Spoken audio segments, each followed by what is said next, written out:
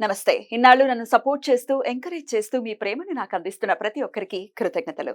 అలాగే ఈ వీడియో కూడా ఖచ్చితంగా మీకు ఉపయోగపడుతుంది. లైక్, షేర్ అండ్ సబ్స్క్రైబ్ చేసి మీ సపోర్ట్‌ని నాకు అందించండి. అలాగే ఈ వీడియో పట్ల మీకున్న అభిప్రాయాన్ని కామెంట్ సెక్షన్‌లో కామెంట్ చేసి తెలియజేయండి. ఇప్పుడు వీడియోని చూద్దాం. నమస్తే. ఇప్పుడు మీరు చూడబోతున్న వీడియో ఖచ్చితంగా మీకు ఉపయోగపడుతుంది, నచ్చుతుంది కూడా. మరి మీకు నచ్చిన విషయం నాకు తెలియాలి అంటే ఈ వీడియోని మీరు లైక్ చేయాలి, షేర్ చేయాలి, అలాగే మన ఛానల్‌ని సబ్స్క్రైబ్ చేయాలి. మీ సపోర్ట్‌ని నాకు అందిస్తారు కదూ! ఓకే. ఇప్పుడు వీడియోని స్టార్ట్ చేద్దాం. వీడియోని కంటిన్యూ చేయడం కంటే ముందు ఒక విషయం మీతో పంచుకోవాలి అని అనుకుంటున్నాను. అదేంటి అంటే చాలా మంది నన్ను అడిగేవారు, ఏంటి పద్మిని గారు జెమ్ స్టోన్స్ ఇన్ని పెట్టుకున్నారు, ఏంటి వాటి విశేషం అని చెప్పి అడిగేవారు. కొంతమంది ఏమో కొంత కామెడీ కూడా చేసేవారు. ఇంకా 2-3 వేళ్ళు మాత్రమే మిగిలిన్నాయి, వాటికి కూడా పెట్టుకోకపోయేవారా అని నేను నవ్వి ఊరుకునేదాన్ని. ఎందుకంటే జెమ్ స్టోన్స్తో ఆషామాషి విషయం కాదు, చాలా చాలా మ్యాజిక్ చేస్తూ ఉంటాయి. అది నమ్మి గనక మనం ధరిస్తే అవి చేసేటటువంటి అద్భుతాలు అన్నీ ఇన్ని కావు. అందుకే వీటిని జాతి రత్నాలు అని అన్నారు. వీటి గురించి నేను కాదు, సరైన పర్సన్ చాలా విపులంగా మీకు ఇన్ఫర్మేషన్ ఇవ్వడానికి జెమ్ స్టోన్స్ కి సంబంధించి మరికొద్ది రోజుల్లో మన ఛానల్ కి రాబోతున్నారు. ఆయనే ప్రముఖ న్యూమరాలజిస్ట్ అండ్ జమాలజిస్ట్ 6 JVR అధినేత లక్ష్మీ గణపతిరావు జమలాపురం గారు మరికొద్ది రోజుల్లో మన ముందుకు రాబోతున్నారు. చాలా వాల్యుబుల్ ఇన్ఫర్మేషన్ మనకు అందించడానికి. మరి ఆ వీడియోస్ కోసం వెయిట్ చేయండి, అస్సలు మిస్ అవ్వకండి. నమస్తే, వెల్కమ్ టు అవర్ ఛానల్. నేను పద్మిని. ప్రస్తుతం మనతో పాటు ప్రముఖ ఆధ్యాత్మికవేత్త, వేదిక్ ఆస్ట్రాలజర్ సాయి శర్మ దత్తానంద గారు మనతో పాటు ఉన్నారు. మాట్లాడతారు. నమస్కారం అండి. అమ్మ నమస్తే అమ్మ. జనరల్ గా నవవిధ శాంతులు అనేది వింటూ ఉంటామండి. ఎవరైనా పిల్లవాడు కానీ పాప కానీ పుట్టినప్పుడు వీళ్ళు ఈ పలానా నక్షత్రంలో, సే ఫర్ ఎగ్జాంపుల్ ఆశ్లేష ఖచ్చితంగా శాంతులు చెప్పేటటువంటి నక్షత్రం, రేవతి కూడా అలాగే చెప్తూ ఉంటారు. ఇలా శాంతులు చెప్పినప్పుడు అందరి ఆర్థిక పరిస్థితి ఒకేలాగా ఉండకపోవచ్చు, చేసుకునే స్తోమత కొంతమందికి ఉండొచ్చు, ఉండకపోవచ్చు. మరి ఎలా చేసుకోలేని పక్షంలో ఏంటి నెక్స్ట్ ఆల్టర్నేటివ్ ఏంటి? అసలు ఖచ్చితంగా శాంతులు ఒకవేళ చెప్తే చేయించుకోవాలా? శ్రీమాత్రే నమః, శ్రీ గురుభ్యో నమః. అందరికీ నమస్కారం. అంటే జాతకంలో అమ్మ మనకు పుట్టక ముందు ఏంటంటే జాతకంలో జనన సమయం అంటారు. ఈ జనన సమయం బట్టే జాతకం నక్షత్రాలు ఇవన్నీ ఉంటాయి కదా. ఆశ్లేష నక్షత్రం, మఘా నక్షత్రం, జ్యేష్ఠ నక్షత్రం, మూలా నక్షత్రం, ఇలా కొన్ని నక్షత్రాల వాళ్ళకి ఏంటంటే జన్మతః శాంతి ఉంటుందన్నమాట. అంటే పాదాలు ఉంటాయి, 4 పాదాల్లో ఒక పాదం దోషం ఉన్నప్పుడు ఏంటంటే దానికి సంబంధించింది గండం ఉంటుంది. ఆ గండ దోష నివృత్తికి ఏం చేస్తారంటే, అంటే ఈ నవవిధ శాంతి అంటే దాని అర్థం 9 విధాలుగా శాంతి చేయించడం. ఎందుకయ్యా అంటే ఆ శాంతి అంటే ఏంటంటే మెయిన్ గా చూసుకుంటే మాసాలు ఎన్ని? 9 మాసాలు. అదే విధంగా నక్షత్రాలు చూసుకుంటే 27 అంటే ఎంత? 2, 7, 9. నవగ్రహాలు 9. ఇలా 108 జప సంఖ్య 9.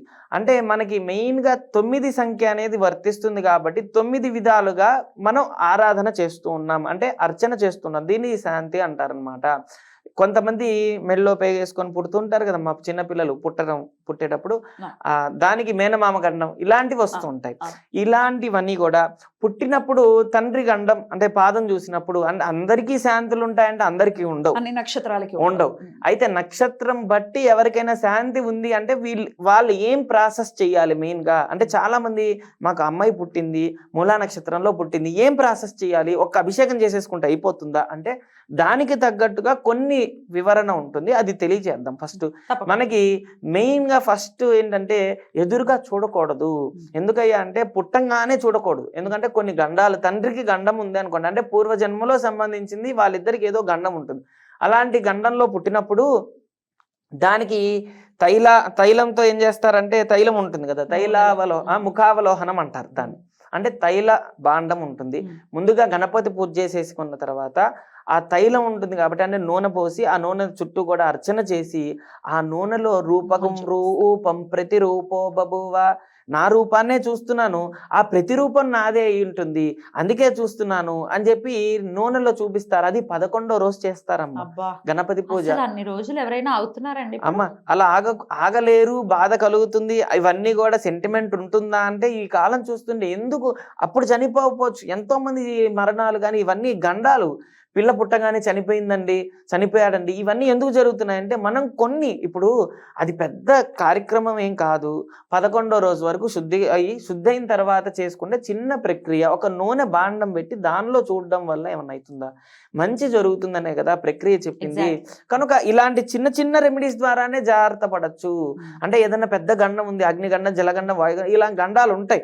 అలాంటివి ఏంటంటే అది మనకు తెలిసా తెలీదా అంటే నక్షత్రం బట్టి, నక్షత్ర పాదం బట్టి కొంతమంది తల్లికని తండ్రికని ఇలా ఎఫెక్ట్ ఉంటుంది. కాబట్టి అలాంటి వారు ఈ ముఖావలోహనం చేయించిన తర్వాత దాన్ని ఫస్ట్ అన్నమాట. రెండో శాంతి ఏంటిదంటే రుద్రాభిషేకం. ఎందుకయ్యా అంటే మనకి జన్మ రుద్రాపే అందసస్పదే దరిద్రం నీలలోహిత. అయ్యా నా దరిద్రాన్ని కూడా తొలగించేవాడా, నీకు నా నమస్కారం అని చెప్పి నమస్కారం చేస్తున్నాం మనం. నమో జ్యేష్ఠాయచ కనిష్ఠాయచ. అందరికన్నా జ్యేష్ఠుడివి నువ్వు, అందరికన్నా పెద్దవాడివి, అందరికన్నా చిన్నవాడివి. నమో వృద్ధాయచ, అందరికన్నా ముసలివాడివి, అందరివి నువ్వే. కాబట్టి నన్ను అనుగ్రహించు స్వామి అని చెప్పి ఆయనకు అభిషేకం చేసి ఆ అభిషేకం చేసిన నీళ్ళని మనం 3 సార్లు శిరస్సులో చల్లుకుంటుంటాం. ఇది నేను చెప్పింది కాదమ్మా. 3 గ్రంథాల్లో మెయిన్గా చూసుకుంటే ఒక గ్రంథం చూసుకుంటే ఏమో నిత్య కర్మ గ్రంథం అని ఉంటుంది. అంటే మనకి నిత్యం ఏమేం చేస్తే మంచిది, అదేవిధంగా ఏ ఫలితం ఉంటుంది అనేది ఉంటుంది. అదేవిధంగా నిర్ణయ సింధు, అదేవిధంగా నిర్ణయ సింధులో కూడా ప్రత్యేకించి ఇచ్చారు, ఈ విధంగా చేసుకోండి, అభిషేకం చేసిన నీళ్లు చల్లుకుంటే సకల దోషాలు నివృత్తి కలుగుతాయి అని చెప్పి ఉందన్నమాట. 3 సార్లు చల్లుకోమని. కాబట్టి అదేవిధంగా ధర్మసింధులో కూడా ఇచ్చారు. కనుక ఈ రుద్రాభిషేకం చేసుకోవడం వల్ల ఈ ఫలితం ఉంటుందన్నమాట. అంటే కొంతమంది మన వాళ్ళు కూడా ఏదో బుడబుడ నీళ్లు పోయమనే చెప్పేశారు, అంతేగాని దాని ఏమి ఉండదు అని అనుకుంటున్నారు. వాస్తవంగా అభిషేకం చేయడం వల్ల అద్భుతమైన ఫలితం ఉంటుంది. అది అనుభవించిన వాళ్ళకే తెలుస్తుంది. కనుక ఈ విధంగా 3వ శాంతి అభిషేకం. అదేవిధంగా 3వది వచ్చేసరికి సూర్య నమస్కారాలు. ఆరోగ్యం భాస్కరాదిచ్చేది. అమ్మా ఎంత పెద్ద వాళ్ళైనా సరే, ఎంత పెద్ద డాక్టర్ అయినా సరే, చాలా మంది పిల్లాడు పుట్టగానే కళ్ళకి సంబంధించింది ఉందనుకోండి, పచ్చకామర్లు ఉన్నాయనుకోండి, ఏం చేయమంటారండి? సూర్యరశ్మిలో కూర్చోబెట్టమంటారు. అది నోటెడ్. ఎందుకంటే మనకి సూర్యనారాయణ స్వామికి సంబంధించిన ఆరోగ్యం భాస్కరాదిచ్చేది. ఇప్పుడు విటమిన్స్ పేరేమో కానీ ఒకప్పటి నుంచి వస్తుంది ఇది. కనుక ఆ సూర్యనారాయణ స్వామి ఆరాధన చేయటం, ఆవాహనం చేయడం, సూర్య నమస్కారాలు 3వది. సూర్య నమస్కారాలు చేయడం అనేది విశేషమైన ఫలితం ఉంటుందన్నమాట. అయితే ఇవన్నీ చిన్న ప్రక్రియే. ఇదేదో పెద్ద శాంతులు అంటున్నారు ఈయన, మా వల్ల కాదు అనుకోవడానికి ఏం లేదు. ఈ చిన్న చిన్న మంత్రాలే ఉంటాయి. సూర్య నమస్కారాలు చేయించడం వల్ల మంచి ఫలితం ఉంటుందన్నమాట. 3వది. 4వది మృత్యుంజయ మంత్రం. ఎందుకంటే చూడండి అన్ని లైన్గా ఉంటాయి ప్రాసెస్. మనకి లైన్ ప్రాసెస్ తర్వాత చెప్తాను. 4వది ఏంటిది? మృత్యుంజయ మంత్రం. మృత్యుంజయ మంత్రం ఎందుకు చేస్తారండి అంటే ఉర్వారుకమివ బంధనాన్. దోసగింజ కనుక ఇలా పట్టుకోగానే ప్రాణం బయటకు వచ్చేస్తుంది. ఒకవేళ ఆయుష్ బాగా ఉంది, పిల్లవాడు పుట్టంగానే ఉండి ఆయుష్ బాగుంటుంది, కొంతమందికి అనారోగ్యంతో పుడతారు. అలాంటి వాళ్ళందరికీ కూడా ఆయుష్ని కలగజేస్తుంది అనమాట మృత్యుంజయ మంత్రం. అదేవిధంగా వృద్ధుల దగ్గర మృత్యుంజయ మంత్రం జపం చేయడం వల్ల ఒకవేళ వాళ్ళకి ఆయుష్ ఉంటే ఆయుష్ పెరుగుతుంది. అంటే ఇప్పుడు 8 సంవత్సరాల అనారోగ్యం ఉంది, ఆయుష్ కనుక ఉందనుకోండి, ఈ 8 సంవత్సరాల ఆయుష్ మంచి ఆరోగ్యంగా ఉండటానికి చేస్తారు. అనారోగ్యమే ఎక్కువ ఉందనుకోండి, అతను అంతటితో స్వస్తి చెప్తారు. అదే మృత్యుంజయ మంత్రం మీనింగ్. అందుకే మృత్యుంజయ జపం చేయడం కానీ హోమం చేయడం కానీ అర్థం అనమాట. అదేవిధంగా 5వది నక్షత్ర శాంతి. ఏ నక్షత్రంలో పుట్టారు, ఏ నక్షత్ర ప్రభావం ఏంటి, ఆ నక్షత్ర దోషం ఉందా లేదా అని చూసి దాన్ని తగ్గట్టుగా అన్ని నక్షత్రాలు శాంతి ఏం చేయించరు. ఏదైతే మూల, జ్యేష్ఠ, ఆశ్లేష, మఘ ఇలాంటి కొన్ని నక్షత్రాలు ఉంటాయి కనుక దాని విధంగా శాంతి చేయిస్తూ ఉంటారు. అదేవిధంగా నక్షత్రం ద్వారా అధిదేవత ప్రత్యేక దేవత. ఇప్పుడు కృత్తికా నక్షత్రం ఉందనుకోండి, ఆ నక్షత్రానికి రవి మహర్దశ ఉంటుంది కనుక ఏదైతే మహర్దశ ఉంటుందో ఆ మహర్దశకి అంటే నవగ్రహ సంబంధించిన జపం. అదేవిధంగా హోమం. అంటే మనం ఏదన్నా ఎవరినన్నా పూజిస్తే దానికి దశాంశంగా ఖచ్చితంగా హోమం చేయమని చెప్పి శాస్త్రం చెప్తుంది కనుక హోమం. అదేవిధంగా సువాసన్యశ్చన ప్రీత, అమ్మవారిది వస్తుంది కదా కాబట్టి సువాసిని పూజ చేయాలి. అదేవిధంగా అన్న సమారాధన 9వది వచ్చేసరికి అన్న సమారాధన. సువాసిని పూజ అనేదేమో 8 కనుక ఈ 9 విధాలుగా చెయ్యాలన్నమాట. లైన్గా మనం చూసుకుంటే ఫస్ట్ తండ్రికి ఉన్న గండాలన్నీ పోగొట్టుకోవాలి. అంటే ఒకటే ప్రాసెస్, ఇది మొత్తం కలిపి చేస్తే గంట సేపు పడుతుంది. అంటే మళ్ళీ జనాలు భయపడతారు, 9 రకాలు ఎంతో సేపు పడుతుంది అనుకుంటారు. ఏమీ లేదండి. ఫస్ట్ ఏం చేస్తాం మనం, ముఖావలోహనం అనుకున్నాం. అంటే గండాలు ఏమైనా ఉంటే పోగొట్టుకుంటామా, పోగొట్టుకోగానే ఆ పోగొట్టుకున్న శరీరాన్ని శుద్ధి చేసుకోవడానికి అభిషేకం చేసుకుంటాం. రెండో ప్రక్రియ. అయితే శుద్ధి శుద్ధి చేసుకున్న తర్వాత ఇంకా ఆరోగ్యం బాగుండటానికి అన్నిట్లో కూడా బాగుండటానికి సూర్య నమస్కారాలు చేసుకుంటా మూడో ప్రక్రియ. నాలుగోది వచ్చేసరికి మనం ఇందాక చెప్పుకున్నాం, మనకి జాతకంలో కొన్ని గ్రహ దోషాలున్నా, దృష్టి దోషాలున్నా, ఏమన్నా దోషాలుంటే ఆ దోష ప్రభావాలన్నీ కూడా ఉండాలి. ఎప్పుడైతే అందరితో ప్రేమ ఆప్యాయంగా ఉంటామో అప్పుడే అంతా మంచి జరుగుతుంది అనమాట.